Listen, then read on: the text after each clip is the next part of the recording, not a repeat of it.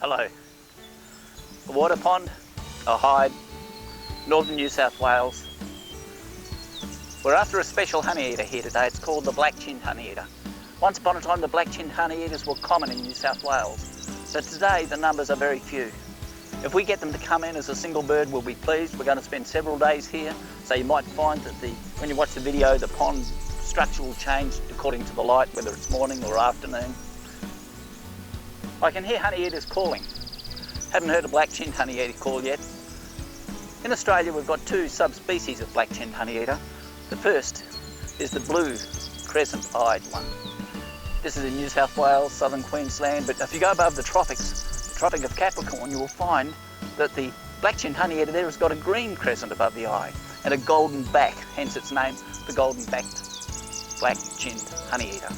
But today we're after the New South Wales variety, or the blue crescent. I don't know if we're going to find any here today, but we may spend a few days looking. But we want to get video of them, hence we have the water pond, the hide. I can hear yellow tufted honeyeaters calling. They've got that barking call. And the Fuscus honeyeaters, which again has got a rather raucous call. And these will come in large groups, but if we get one or maybe two black-chinned honeyeaters coming in, I'll be very pleased. Just listen to that bush canary call. The white-throated Dirigonia's got this really operatic singing type of voice. So I hope he'll come in, but it's unlikely that the Dirigonia will come in because they eat grubs, high moisture grubs, up in the top canopy. Let's hope we can get what we're after, the black-chinned honeyeater. Here we are in the pop-up hide. I'm using a 600mm prime lens on a 2/3 sensor camera. The first bird to appear on the first day is the yellow-tufted honeyeater.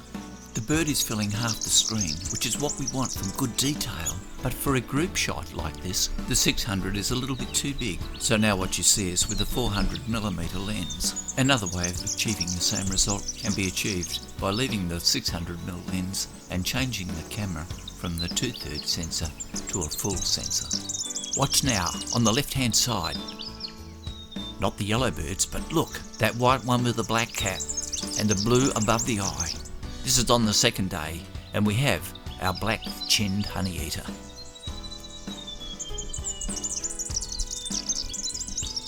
The water hole that we have set up is plastic film, layered in a light depression, filled with approximately 15 litres of water. The water is shallow, they don't like deep water. Around the pond, as you can see, I've placed various birches. Notice the nice lichen over the sticks. I also placed natural vegetation around the water point, and here you can see the eucalypt leaves. And these leaves indeed have a few lerps. I was hoping the bird would have eaten the lerps, but unfortunately that didn't happen. Let's briefly talk about camera settings. If I do a wedding with video, I want a soft flow, and here a low shutter speed gives a good result. With birds, it's a little bit different. We want to get the sharpest image with the softest background.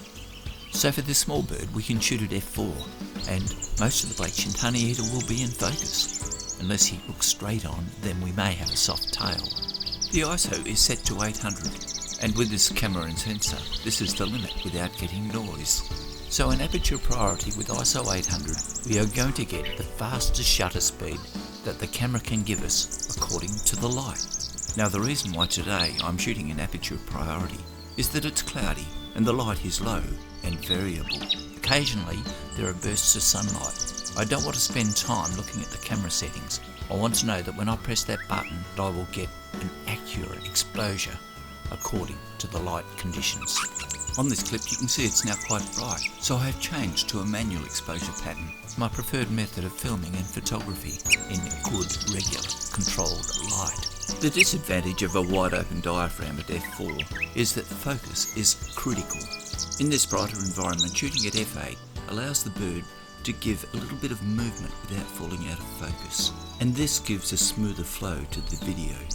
When doing video of birds, because they are small and moving fast, all this movement is exaggerated because of the telephoto lens effect. So shooting at 50p gives a lot more post-production versatility in achieving a smooth flow by reducing frame rate, or more simply, applying a slow motion effect. Here, I will play this scene at 12 frames per second, in other words, a quarter of the speed of the original image. It was hardly perceptible. Again, we will do normal speed and then slow motion.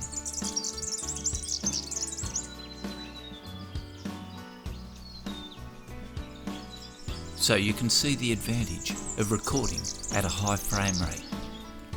Generally, I do like to record the birds in their natural environment with a natural speed. But here again, with the bird in flight, recorded at 50p and now at 12 frames per second, it still looks quite natural. On another occasion, we will go through audio recording when doing wildlife videos of birds.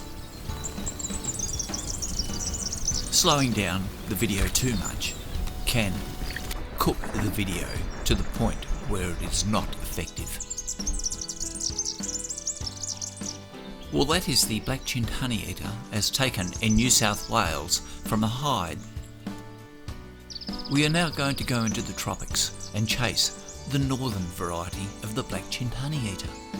Instead of having a hide in the controlled environment of the water pond and the bird perches, we are now going to do opportunistic photography. In other words, find the bird in its environment and take photographs and video of it in that situation. So we need to find a point where the birds gather. The bloodwoods of the tropics have an abundant blossom, and this is what we need. For honeyeaters are sugar addicts. The Black-chinned Honeyeater is no exception to the rule. If the blossom is out, he will be there. Now, because we have bright sunlight, there is a lot of versatility in what is available for us to photograph. Birds eating on a flower, then the birds in flight. The ultimate honeyeater photograph is of the bird hovering with its tongue protruding into a flower, sipping the nectar, like here in this shot with the brown honeyeater. This means a shutter speed of approximately 1/2000th of a second, or faster. So with the bright sunlight I can lock the shutter speed by using either manual mode or shutter speed priority mode. Here now, our Black-chinned Honeyeater goes for a hover. With the camera set up with shutter speed time priority mode, all you have to do is press that button